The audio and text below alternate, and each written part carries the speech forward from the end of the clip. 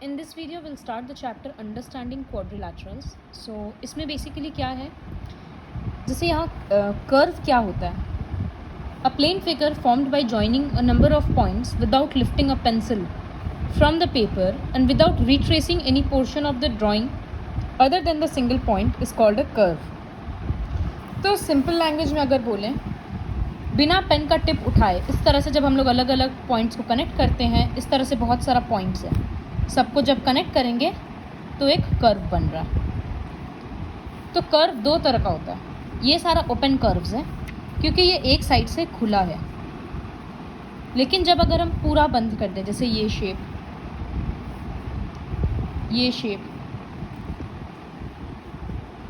These are closed curves. So जब पूरा closed figure होता है, क्लोज्ड कर्व्स, एक साइड से ओपन है तो ओपन कर्व्स. उसके बाद टर्म आता है polygon. So what is a polygon? जब a simple closed curve made up of only one line segment is called a polygon. Simple language में बोले तो दो साइड से जिसका ज़्यादा साइड होता है, जैसे एक ट्राइंगल, इट हैज़ 3 साइड्स, तो ये एक पॉलीगॉन है. स्क्वायर 4 साइड है, पॉलीगॉन है. इसी तरह से पेंटागन 5 साइड्स है, पॉलीगॉन. हेक्सागन, हेप्टागन, ये सारा पॉलीगॉन्स होता है. तो 3 या उससे ज़्यादा साइड्स होना पॉलीगॉन है. टर्म्स लर्न करना इस चैप्टर के लिए बहुत ज़रूरी है कि hexagon 6 sides, heptagon 7 sides, octagon 8, nonagon 9, decagon 10, n gon मतलब n साइड्स है, 11, 12, 13 कुछ भी हो सकता है. तो टाइप्स ऑफ पॉलीगॉन्स यहाँ से लर्न कर लेंगे.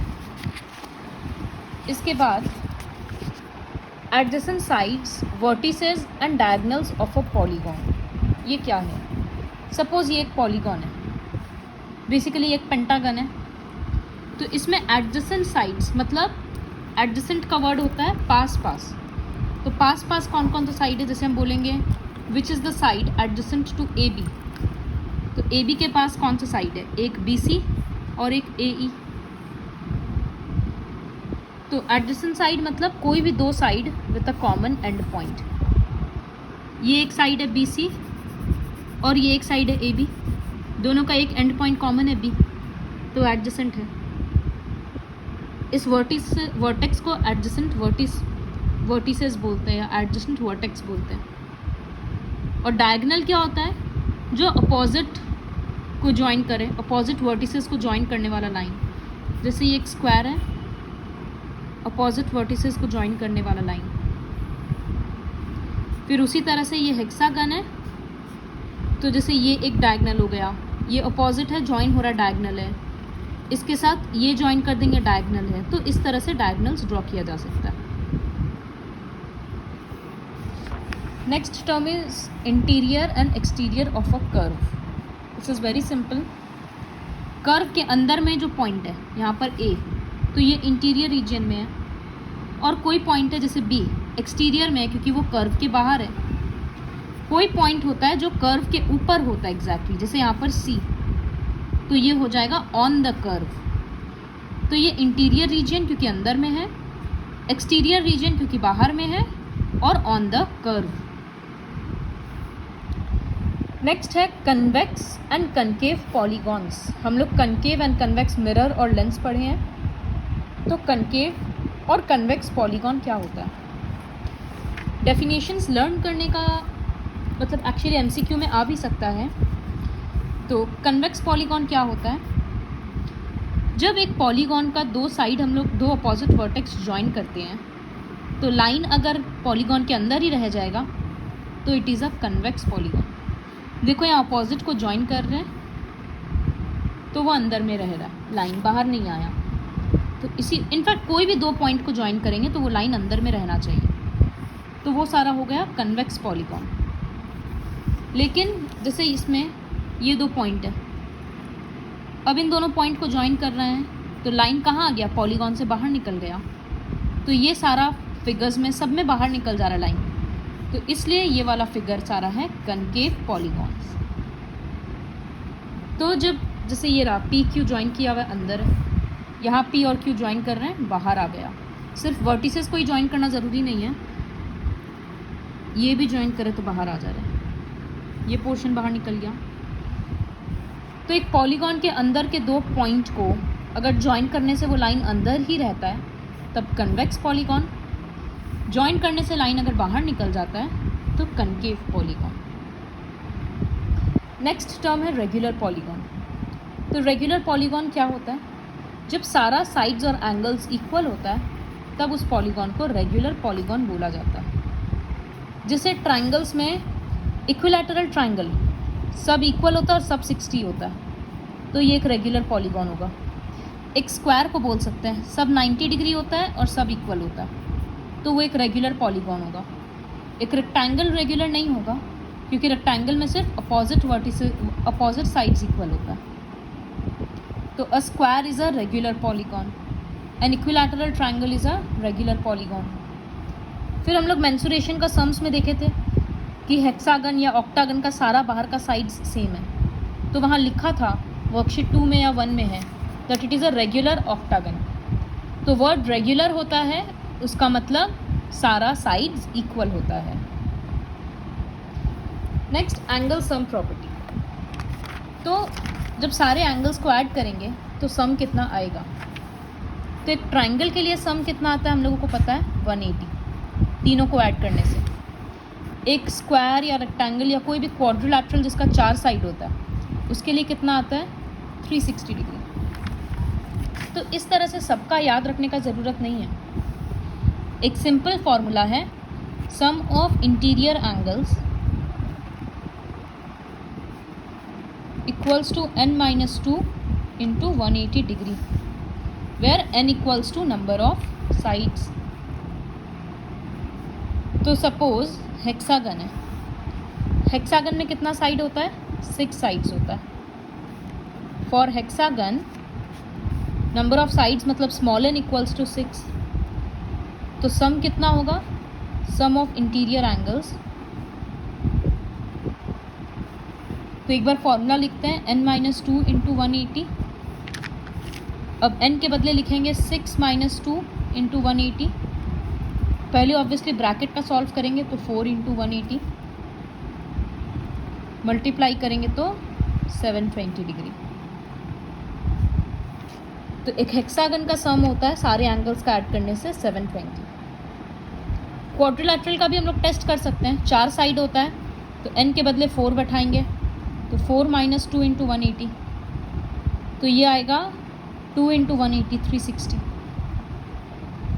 इसी तरह से ट्राइंगल के लिए भी हम लोग टेस्ट कर सकते हैं। ट्राइंगल के लिए n क्या होगा, 3, तो यहाँ बैठेगा 3 - 2 इंटू 180, तो ये आ गया 1 इंटू 180, 180। इसी तरह से हम लोगों को लर्न क्या करना है, ये फॉर्मूला, और जिसे हम बोल देंगे डेकागन। तो अब याद करना पड़ेगा कि डेका मतलब 10 होता है, नोनागन तो n इक्वल्स टू 9। इस तरह से ये सब टर्म्स लर्न करना पड़ेगा। फिर एक और फॉर्मूला है, ये तो हम लोग सम निकाल दिया, लेकिन अगर सपोज एक हेक्सागन है तो सबका सम मिलाने से है 720। अब हम पूछ रहे हैं एक एक एंगल कितना है, तो सिंस ये एक रेगुलर पॉलीगन है ना, सारा साइड्स इक्वल है, ये फॉर्मूला सिर्फ रेगुलर पॉलीगन्स के लिए एप्लीकेबल है। तो उसमें क्या होगा, 720 बाई कितना सारा साइड 6, तो बाई 6 कर देंगे तो ये आ जाएगा 120 डिग्री। तो इसका मतलब सम ऑफ ईच एंगल का फॉर्मूला बन जाता है n-2 इंटू 180 बाई n। तो n-2 इंटू 180 तो सम ऑफ इंटीरियर एंगल्स है, बाई नंबर ऑफ साइड से डिवाइड कर देंगे तो एक रेगुलर पॉलीगॉन में एंगल्स आ जाएगा। लास्ट एक थ्योरी है कि एक्सटीरियर एंगल्स, जैसे एक्सटीरियर एंगल्स का सम कितना होता है, तो एक एक्सटीरियर एंगल्स का सम होगा 360 डिग्री। ये फिक्स्ड है, कोई भी शेप हो, एक पेंटागन ड्रॉ कर रहे हैं अब सब जगह से एक्सटीरियर एंगल निकाल देते हैं, सारे साइड्स को बढ़ा देते हैं। तो एंगल 1, एंगल 2, 3, 4 और एक आएगा 5। तो 5 इंटीरियर एंगल है, जिसके वजह से 5 एक्सटीरियर एंगल है। तो इंटीरियर एंगल्स का सम कितना आएगा, वो क्या फॉर्मूला लगाएंगे, n-2 इंटू 180।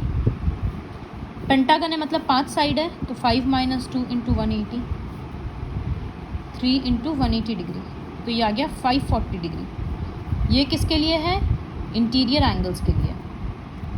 और जब एक्सटीरियर लेंगे मतलब 1 + 2 + 3 + 4 + 5, तो ये फिक्स्ड है कि 360 आएगा।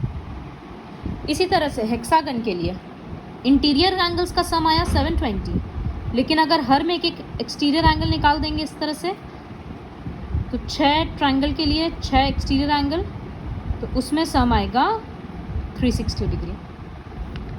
तो 360 degree is fixed for the sum of all exterior angles. वो लर्न करना है। यहाँ लिखा है sum of the measures of the exterior angles of polygon is 360 degree. अब हम लोग सम्स स्टार्ट करते हैं। तो ये जो फर्स्ट क्वेश्चन है, ये अब तो आएगा नहीं सिलेबस में, क्योंकि MCQ में ये किया नहीं जा सकता। तो क्वेश्चन था find the sum of interior angles of hexagon by dividing it into triangles. तो ये कम्प्लीटली डिफरेंट प्रोसेस है जो हम लोग नहीं सीखेंगे। तो इसके बदले अगर एग्ज़ाम में सम निकालने आएगा तो हम लोग डायरेक्टली ये फॉर्मूला अप्लाई करेंगे कि हेक्सागन में यहाँ 6 होगा, तो 6 - 2 इंटू 180, फिर 4 इंटू 180, 720 डिग्री। उसके बाद 2 वाला क्वेश्चन यही फॉर्मेट में होगा, find the sum of interior angles of polygon whose number of sides is given below. तो 2 का 3 वाला कैसे करेंगे, सो वर्कशीट 1 क्वेश्चन 2 का 3, नंबर ऑफ साइड्स दे दिया 22, इसका मतलब given small n equals to 22, therefore sum of interior angles equals to n-2 into 180 equals to n के बदले 22 - 2 इंटू 180, सब्ट्रैक्ट कर दिए। 18 इंटू 2 36 और 2 0, 3600 डिग्री। इसी तरह से पहला और दूसरा क्वेश्चन करना है। थर्ड क्वेश्चन है find the measure of each angle of a regular octagon. तो फॉर रेगुलर ऑक्टागन, ऑक्टागन मतलब 8 साइड्स, तो n equals to 8, therefore measure of each angle, हर एक एंगल का मेजरमेंट किस फॉर्मूला से निकलेगा, n - 2 इंटू 180 बाई n। तो यहाँ पर 8 और 8 को काट मत देना, क्योंकि वो सब्ट्रैक्ट होगा, फिर कैलकुलेट कर लेंगे। फोर्थ क्वेश्चन है sum of fourth question is 4 angles of a pentagon. तो एक पेंटागन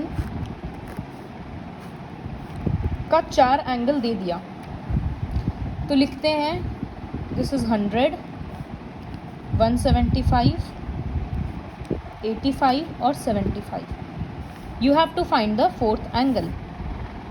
तो जैसे एक ट्रायंगल में अगर 2 एंगल दिया हुआ रहता था, तो तीसरा हम लोग कैसे निकालते थे, दोनों को ऐड करके 180 से माइनस, क्योंकि 180 क्यों किए, क्योंकि तीनों का सम 180 होता है। तो इसमें हम लोग क्या करेंगे, चारों को ऐड तो करेंगे, लेकिन किससे सब्ट्रैक्ट करेंगे, जो सबका सम होता है। तो पहले सम निकालते हैं कि sum of interior angles of a pentagon equals to, formula होगा n - 2 इंटू 180, सो n - 2 के बदले 5 - 2 इंटू 180, 3 इंटू 180 डिग्री, 540 डिग्री हो गया। तो अब लिखेंगे सपोज इसको x ले लेते हैं, तो now we can write x plus 100 plus 175 plus 85 plus 75, पाँचों को ऐड करेंगे तो आना चाहिए 540 डिग्री। अब सबको ऐड करेंगे, फिर उधर ले जाकर माइनस कर देंगे, तो x का आंसर आ जाएगा। उसके बाद क्वेश्चन नंबर 5 है। क्वेश्चन नंबर 5 में सारा एक्सटीरियर एंगल्स दे दिया and you have to find the measure of x। तो अब इसमें मत करना कि फॉर्मूला बैठाकर पहले सम निकालेंगे, क्योंकि एक्सटीरियर एंगल्स का सम फिक्स्ड है कि 360 ही होगा। तो हम लोग क्या करेंगे, लिखेंगे we know that sum of exterior angles of a polygon equals to 360। तो यहाँ पर एक्सटीरियर में कौन कौन सा एंगल है, 45 plus x plus 40 plus 65 plus 100 equals to 360। सबको ऐड करेंगे और उधर ले जाकर सब्ट्रैक्ट कर देंगे, तो इधर में x रह जाएगा। So this is how you will complete the first worksheet with the help of this video. जो भी थ्योरी पोर्शन है उसको ठीक से कॉपी में लिख लो या बुक में अंडरलाइन करो और उसके बाद लर्न करो।